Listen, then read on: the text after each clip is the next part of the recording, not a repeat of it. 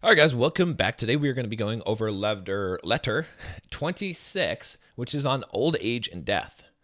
And we'll just jump right into it here. And he says in verse 1, I was just lately telling you that I was within sight of old age. I am now afraid that I have left old age behind me. For some other word would now apply to my years, at any rate my body, since old age means a time of life that is weary rather than crushed.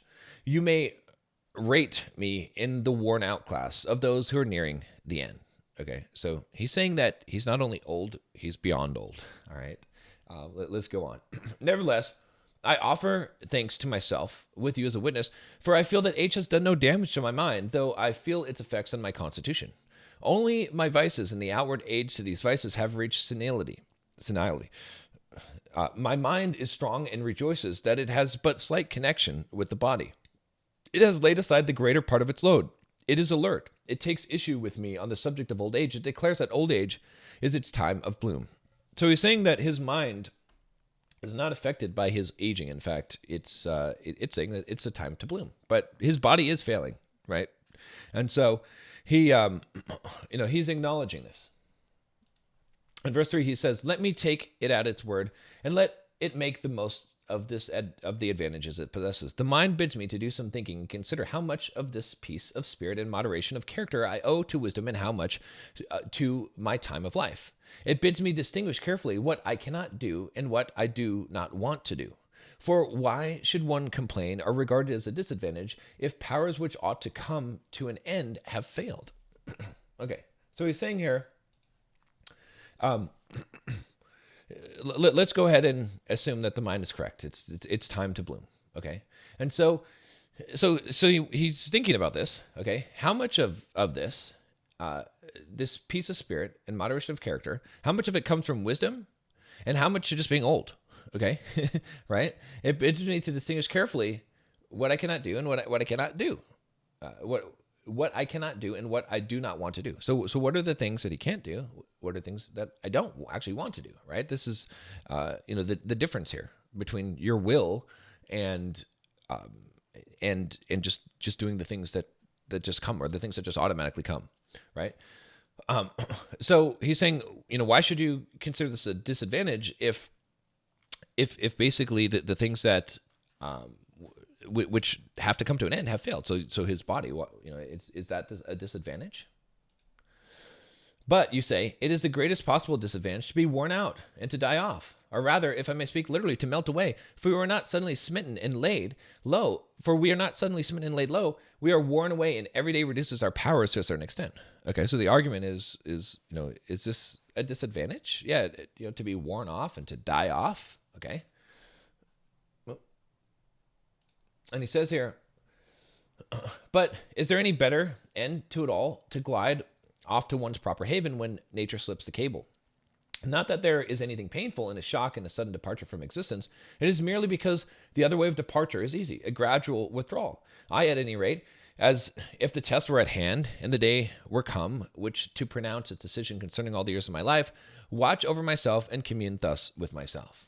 So, is it really... is it really bad to go through the course of life, right? To go where you belong, right? To have passed through this life. Okay. He says, not that there is anything painful and shock and sudden departure from existence. Okay. So if you just, were smote out of existence, it's not painful, right? And there's not even a shock because you don't even know it, right? He's saying that it's just that this way of departure is easy. Right, it's a gradual withdrawal.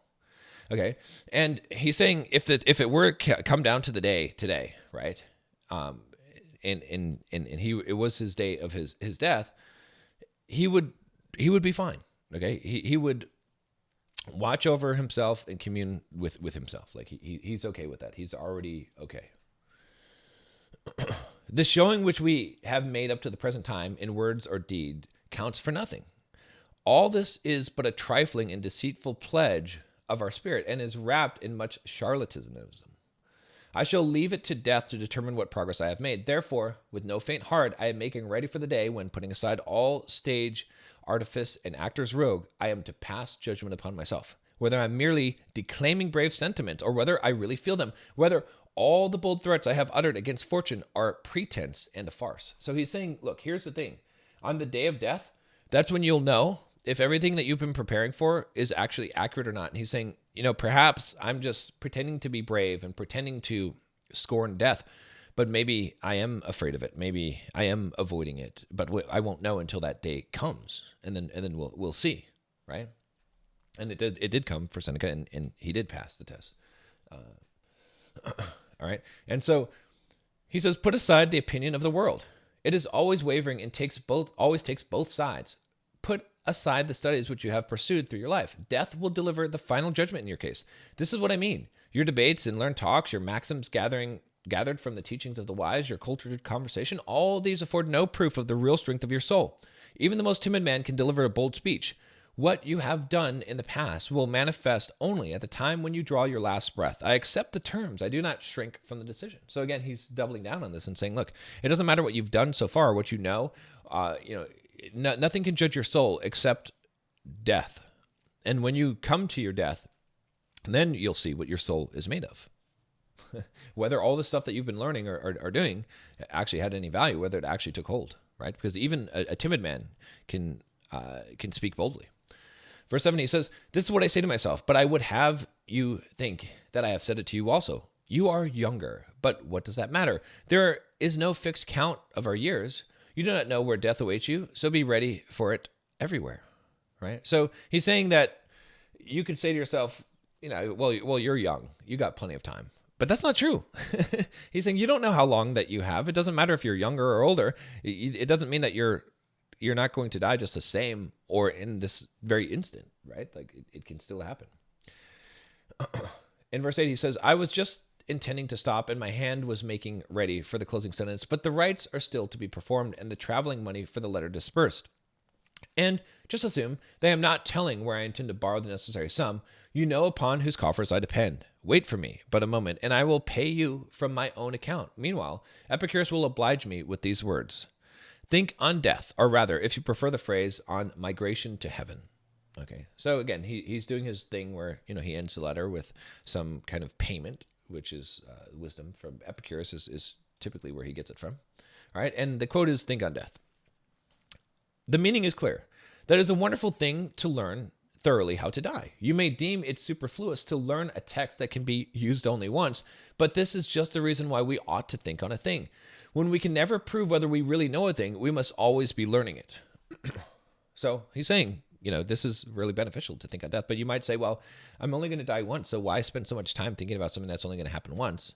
And he's saying, because the only way to, when you're not sure if you really know a thing, you have to keep on going over it, right? Because like I said, the only time you'll really know is at the end.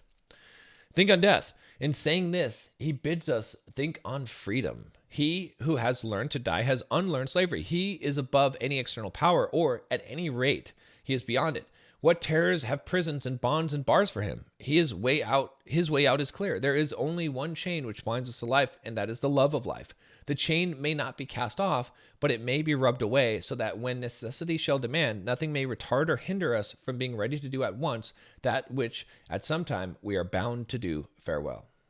So what he's saying here, and what this kind of culminates to in terms of death, is he's saying that, look, the only thing that really causes you any real concern in life, the only thing that really causes you fear in life, the thing that causes you all the trouble, right? Because what does it matter if you're in a prison, or what does it matter if some bad thing happens to you if you don't fear death, if you don't love life, right? And so if you can get over this fear of death, if you can face death and learn how to die, right? Learn how to face death, then you will become invincible. You'll become fearless. You'll become such that you won't be troubled by hardly anything in this life, because that is the greatest troubling thing, right? Because if you face that, then what could be worse than that? There's nothing that could be worse than that. Therefore, what could be actually even bad, right? If you're okay with death, then what would you not be okay with? There's nothing, right? So that's kind of the whole point of this and this idea of focusing on death. A lot of people misunderstand that in Stoic philosophy and think, oh, it's just kind of morbid, and why would you focus on death? And it's because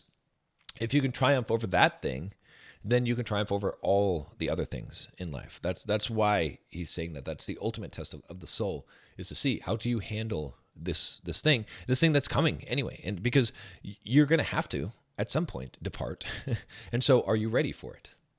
We'll continue again tomorrow.